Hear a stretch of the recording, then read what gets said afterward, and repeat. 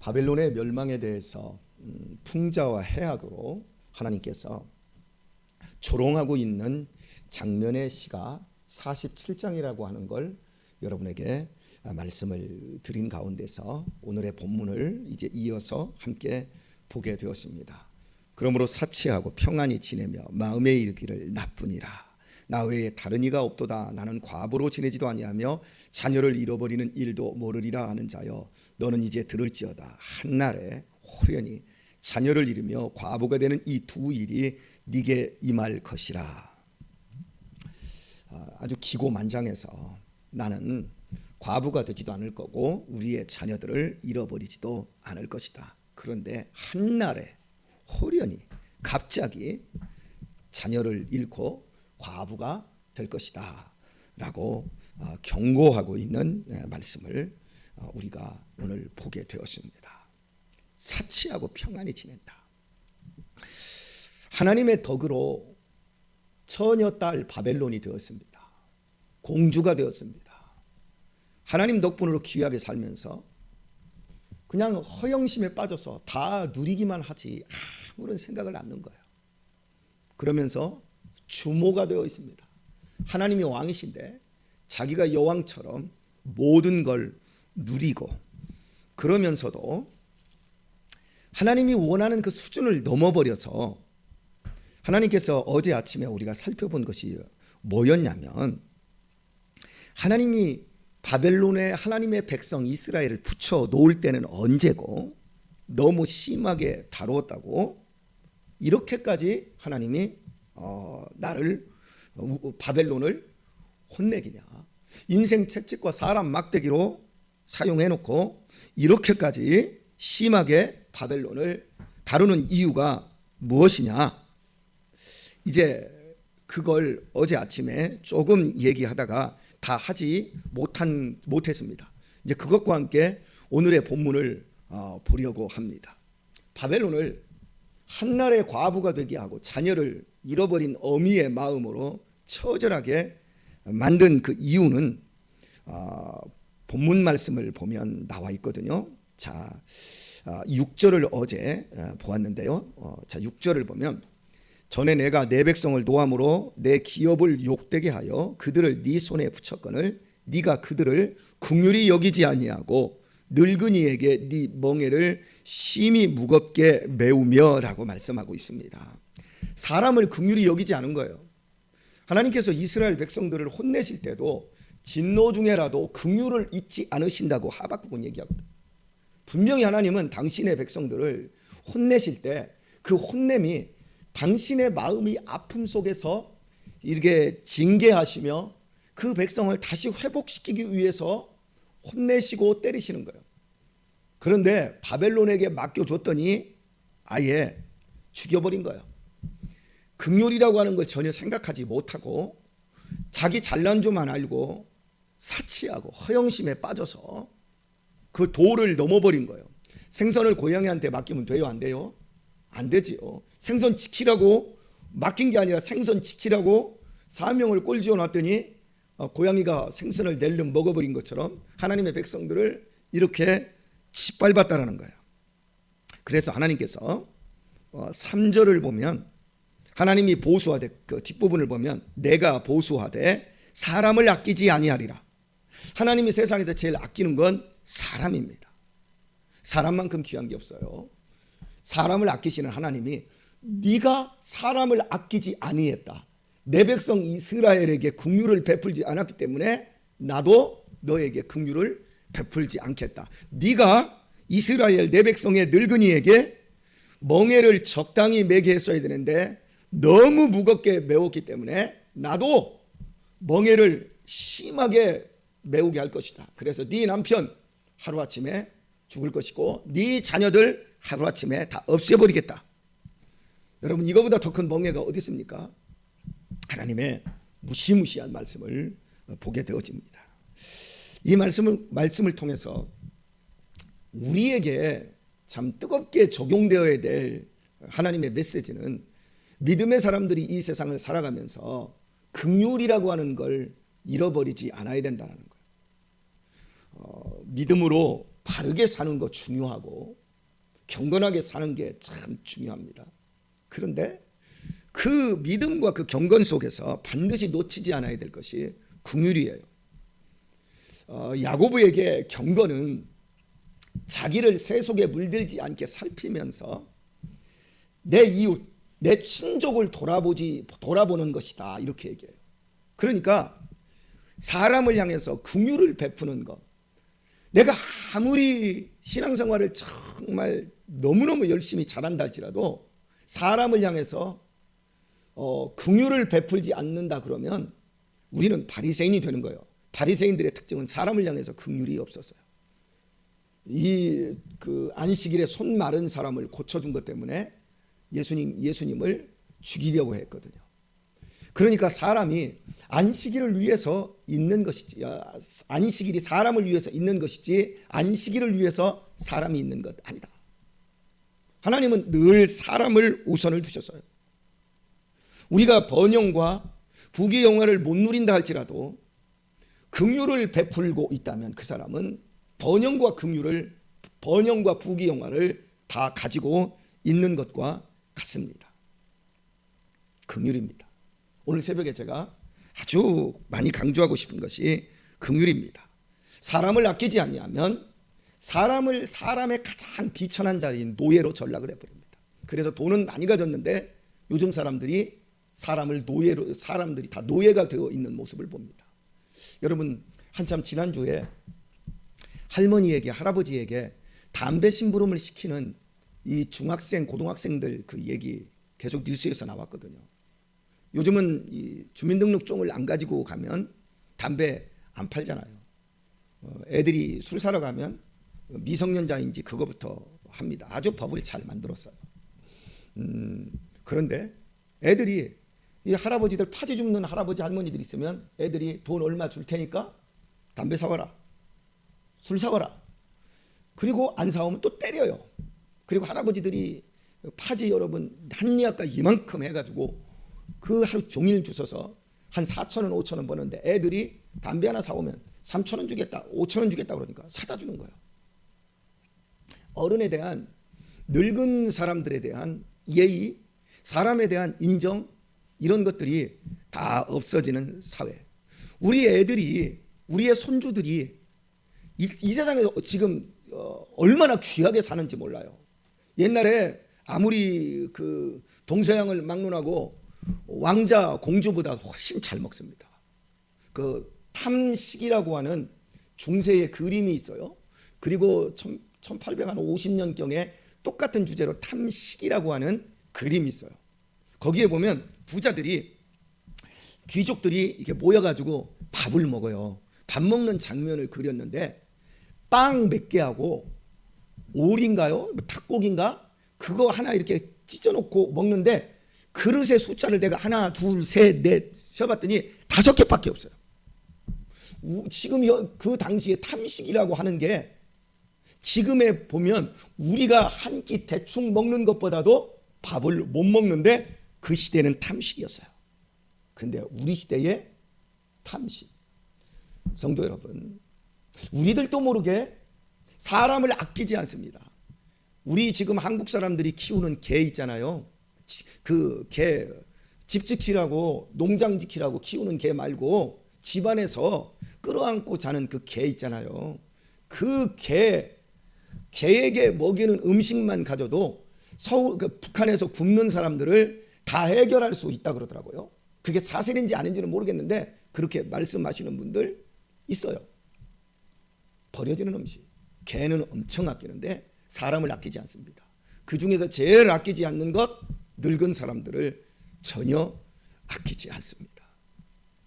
사람이 잘 되려고 하면 잘 되는 식을 알아야 됩니다. 사람이 공부를 잘하려면 공부 잘하는 방법을 알아야 됩니다. 무턱대고 돈 많다고 머리 좋다고 공부 잘하고 세상을 잘 사는 것이 아닌데 그 식을 몰라요. 사람을 무시합니다. 늙은이를 무시하고는 절대 하나님이 잘 살게 해주지 않는다라고 하는 것. 나는 돈 많으니까, 나는 많이 배웠으니까, 나는 괜찮아, 나는 직장 좋은 회사 다니니까, 노후연금 잘 들어놓고 있으니까 나는 괜찮아. 그러나 하나님이 너 한날에 과부 되고 너 한날에 호렙이 되고 너 한날에 네 자녀들 내가 다 없애버릴 거야. 하나님께서 그렇게 경고하시고 호련히 그 날이 온다라는 사실을 우리는 기억을 해야 합니다. 우리 밥 잘 먹고 사는데요, 지금 여러분 100세 시대라 그러잖아요. 100세를 살려면 밥을 하루에 4끼 5끼 먹으면 100세 못 삽니다. 밥을 4끼 먹는 사람들은 50대 60대를 삽니다. 3끼를 먹는 사람은 60에서 70 사이를 삽니다. 2끼를 먹는 사람은 80에서 90 사이를 삽니다. 한 끼를 먹는 사람은 100세 이상을 삽니다. 지금도 그렇습니다. 여기서 4끼 먹는 사람 목사님 어디 있어요? 뭐 노가대하는 사람들이 참을 먹으니까 4끼요. 아니, 그 얘기하고 있는 게 아니라 4끼 먹는 사람들은 저녁에 야식을 먹는 사람들, 그리고 그 야식을 술로 먹는 사람들이 있어요. 그 사람들 보세요. 50에서 60에 병 안 걸리나? 바로 3끼 꼬박꼬박 잘 먹는 사람들이요, 많이 살아요. 60, 70 살아요. 지금 우리나라에서 지성인 중에 가장 지금 103살, 한국 나이로 105이거든요. 연세대학교, 갑자기 생각이 안 나네요. 김영석 교수요. 예, 이름이 좀 생각 안 나요. 그분 하루 한 끼 드십니다. 물론 한 끼를 여러 번으로 나누어서 드는데 그분의 음식 양이 평생 그래왔어요. 평생 다른 사람들이 잘 먹는 음식 한 끼를 갖다 3끼로 나눠서 먹는 분이에요. 그런데 우리가 먹는 양을 한번 보세요. 일도 별로 안 해요. 책상에 앉아 있어요. 그냥 움직이도 않는데 먹는 양을 보게 되어지면 밥을 3끼 4끼 먹는 사람들은 50, 60 그 정도면 인생이 사그러듭니다. 하나님의 이게 법이에요. 하나님께서 우리에게 주신 최고의 법, 먹는 것에서 시작돼요. 인생의 죄도 먹는 것에서 시작됐고 예수님을 시험하는 것도 먹는 것으로 시험했어요. 아담은 먹음으로 말미암아 범죄했지만 예수님은 먹으라고 하는데 거절함으로 그걸 승리했어요. 먹는 거 핵심이 있어요. 우리가 기도할 때 첫 번으로 우리를 위해서 기도할 제목이 뭐예요? 일용할 양식을 내게 주옵시고, 이렇게 말하잖아요. 그거 고쳐야 돼요.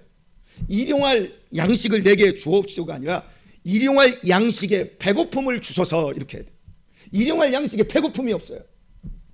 하루 3끼 기름지게 철철철철 먹는 그 배고픔으로 우리의 인생이 변질되었어요. 바벨론처럼 되어가고 있는 거예요. 하나님께서 호련히 웃으시는 그날, 호련히 그 재앙이 이르는 그런 날, 성도 여러분, 하나님께서 우리에게 베풀어 주신 은혜가 엄청납니다. 하나님이 내게 뭐 베풀어 준 게 뭐가 있어요? 지질이 궁상 떨고 있다고요? 아니에요. 우리 생각해 보면 우리 엄청난 사람들입니다. 성도 여러분, 에덴 동산이 인류 역사에서 가장 인간에게 행복한 때 아니었습니까? 그잖아요. 그런데 에덴 동산에 다 결핍이에요. 에덴 동산에 옷 한 벌이 없었어요. 에덴 동산에 집 한 채가 없었어요. 에덴 동산에 자동차가 없었어요. 에덴 동산에 있는 거라고는 먹을 것밖에 없었어요. 아무것도 없었어요. 여러분 지금 옷이 몇 벌이에요? 여기 지금 나는 옷이 없어요. 그런 분들도 우리 장롱에 옷 문 열고 뭐 입지? 우리 고민합니다. 그런데 그렇게 우리 많은 것들을 에덴 동산보다 더 많이 누리는데 행복이 없어요. 에덴 동산에서는 먹을 것밖에 없었다니까요. 빨가벗고 살았다니까요. 집도 없었다니까요. 거기에 뭐가 있었어요? 하나님의 통치, 하나님이 계셨어요. 어린아이처럼 그냥 먹을거리만 먹는 것 가지고도 감격하며 주님과 동행했어요. 그런데 수없이 1000가지 만가지 다 먹을 수 있었는데 하나만 먹지 말라고 했는데 그 하나까지 먹어버린 것이 인간입니다. 하나님은 지금도 우리에게 그러십니다.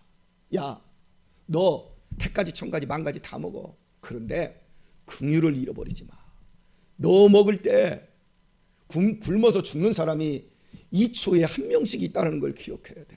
너 옆구리로 가서 그 살 때문에 너 다이어트하고 고민하고 약 먹고 그럴 때 너 지금 배고파서 하루 한 끼도 못 먹고 울고 있는 사람들이 있다는 걸 기억해야 돼. 그리고 기억만 할 뿐 아니라 너 적게 먹어야 돼. 너 오래 살고 싶으냐? 한 끼 먹고 나머지 2끼를 나눠서 다른 사람에게 나눠서 줄 수 있는 그 삶을 살아야 돼. 하나님은 그리스도인들에게 그걸 요구하세요. 너 강아지 키우니? 강아지 2마리 키운다고? 강아지 키우니까 나 동물 애호가이고 동물을 사랑하는 사람이고 나도 사랑하는 사람이니까 괜찮은 사람이라고 생각하지 마. 동물은 네가 키우지 않아도 얼마든지 하나님이 키우셔. 네가 키워야 될 건, 사람이 키워야 될 건 사람이지 사람이 키워야 될 건 짐승이 아니야. 버려지는 사람이 얼마나 많은데. 그리스도인들의 양심이 깨어나지 않으면 호련히 한날 이런 날이 와요. 하나님이 베푸신 은혜를 늘 기억하고 살아야 합니다. 감격하며 살아야 합니다. 하나님을 떠나면 하나님의 말씀의 그 법칙을 알기는 아는데 그 삶을 살지 않으면 우리의 삶은 마지막에 부끄러운 구원은 받을 수 있을 망정 하나님이 베풀어 주신 그 은혜를 절대로 누릴 수가 없지요. 여러분, 우리나라가 해방되었을 때 북한이 우리나라보다 훨씬 잘 살았습니다. 정확하게 얘기하면 1975년도 이 사이 78년도까지도 북한이 우리나라보다 잘 살았다고 하는 사람도 있고 72년도까지 잘 살았다는 사람도 있어요. 여하튼 간에 북한이 우리나라보다 해방 전 6.25 전에 훨씬 잘 살았습니다. 그 이유가 뭐냐면 남한에는 수력 발전소가 없었어요. 그런데 북한에는 수력 발전소가 당시에 2개가 있었어요. 그래서 전기를 북한에서 쓰고 남은 전기를 남한으로 해방되고도 남한으로 전기를 보내주고 있었어요. 그리고 우리나라 지금 남한에는 광산이 없어요. 일본 애들이 다 캐갔거든요. 우리 남한에 구리, 금 그리고 석탄이 있었어요. 근데 석탄이 지금 현재 태백에 조금 있어요. 옛날에 거기 태백시의 인구가 15만 명이었는데 지금 4분의 1로 지금 줄어 있어요. 옛날에 우리나라에 구리도 많이 나왔는데 일본 애들이 다 캐갔고요. 그러니까 우리나라는 해방되고 캐낼 것은 석탄밖에 없었어요. 석탄도 어디? 태백, 그리고 우리 대천, 그리고 저 문경 3곳밖에 없었어요. 구리, 철 이런 것은 옛날에 우리 박권사님 고향 고령 쪽에 조금 나왔는데 지금은 하나도 없어요. 우리나라는 자원이 아예 없어요. 그런데 해방되고 지금까지 북한은 그냥 저 낭림산맥 그 주변에 있는 산 있잖아요. 땅 팔 것도 없어. 포크레인도 아니요. 삽으로 살짝 걷어내고 파면 석탄이고 파면 철이요. 그런데 북한은 찢어지게 가난해요. 왜 그럴까요? 그 사람들은 땅바닥에서 뭔가를 파올리려고 했어요. 그리고 다 같이 잘 먹고 잘 살자 그랬어요. 그런데 우리는 땅바닥에서 파올릴 게 없어요. 그래서 우리 민족은 하나님만 바라봤어요. 그랬더니 위로부터 내려주시는 일용할 양식이 넘치도록 하나님이 우리에게 복을 주셨어요. 지금 우리가 복을 누리고 있다는 걸 잃어버리면 안 됩니다. 감격해야 됩니다. 우리 자녀들 가끔씩 밥 한 끼씩 굶겨야 됩니다. 밥의 소중함을 알게 해야 됩니다. 애들이 기도할 때 보면 밥 먹을 때 딱 기도할 때 보면 눈 떠요. 그럼 제가 그래요. 너 뭐라고 기도했니? 그러면 다시 기도해. 그럼 다시 눈 감고 있어요. 막 시부렁시부렁 그래. 그럼 제가 가끔씩 기도합니다. 하나님 아버지, 오늘 또 일용할 양식 주셔서 감사합니다. 이 식탁 위에 주님 임재하소서. 여기에 우리를 위해서 희생된 동물들과 우리에게 양식이 되기 위해서 죽어준 수많은 곡식과 야채들을 생각하며 하나님, 이곳이 주의 식탁이 되게 해주소서. 그리고 오늘 또 굶어 죽어가는 사람들이 있다는 걸 깨달으며 내가 이거 먹고 더 훌륭한 사람 되어서 나눌 수 있는 자리에 나를 세워주소서. 예수님의 이름으로 기도합니다. 먹을 때 주의 만찬을 대하는 거예요. 어떤 음식을 먹든 주의 식탁이 되는 거예요. 그런데 우리가 이걸 잃어버리면 우리가 추모가 되고 정말 어리석은, 내가 지금 누리고 있는 그 모든 것들이 그냥 저절로 나온 것. 애들이 소고기가 상품인 줄 알아. 돼지고기가 상품인 줄 알아. 아니요, 생명이라는 걸 알려줘야 됩니다. 징그러운 걸 보여줘야 돼요. 인터넷을 틀어서 도살되는 소, 양, 돼지 보기 싫어도 닭 보게 해줘야 돼요. 그래야 피의 소중함, 하나님께 생명이 하나님께 있다는 걸 깨닫고 이 생명이 희생되어 내가 오늘 살고 있다라고 하는 걸 분명히 알려줘야 됩니다.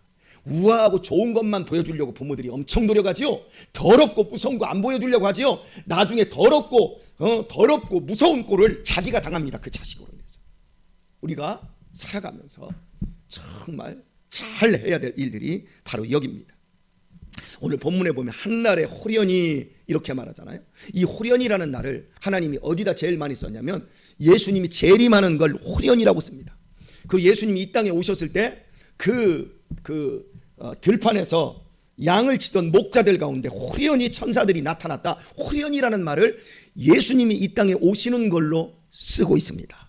사랑하는 교우 여러분, 예수님이 우리가 생각지도 않은 그때에 호련히 오시게 될 겁니다. 그런 한날을 우리가 맞이하게 될 겁니다. 그때 우리가 이 세상을 어떻게 살아야 됩니까?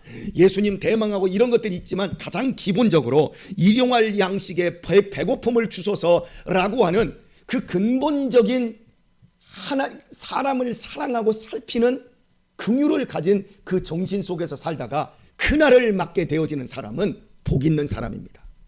그런데 지금 주님이 이 땅에 지금 오신다면 예수님 뭐 땀시 왔답니까? 내가 이렇게 집도 마련해 놓고 내 노후 대책도 다 해놓고 나도 이제 노후도 즐기고 재밌게 살다가 어련히 알아서 가려고 주님이 뭐들어 오십니까? 이런 사람이 우리 한국교회는 엄청 많을 거예요. 그런데 저 북한의 지하 교인들은 예수님 어서 오시옵소서. 지금 우리 한국 남한에서는 예수님 재림 거부 운동을 하고 있는 거예요. 사람들이 암암리에. 그러니까 이 땅에 막 땅 사놓고 막 건물 사놓고 예수 믿는 사람들이 막 목사님들이 은퇴하고 나면 막 건물 천안에도 사놓고 평택에도 사놓고 저 수원에도 사놓고 목회 끝나고 나니까 막 건물들이 있는 목사님들이 계세요. 그런 분들은 예수님 재림하는 거 싫지요. 왜? 그동안 40년 동안 목회 죽으라고 했으니까 이제 남은 생에 한 20년 동안 평안히 먹고 살아야지요. 이거 다 바벨론인 거예요. 속으면 안 돼요, 여러분. 주님 재림 어서 오시옵소서. 기다리는 자세로 오늘 또 배고픈 사람들을 은혜를 베풀고 긍휼을 베풀고 오늘 하나님의 귀하심을 깨닫고 우리의 삶 속에 일용할 양식에 배고픔을 주신 하나님을 찬양하며 우리 남은 생에 주님께서 호련히 오시는 그 한날이 복된 날, 최우성리 얻는 날, 완성되는 그날이 되기까지 여러분 깨어 승리하며 삶을 일궈 나가시기를 예수님의 이름으로 축원합니다.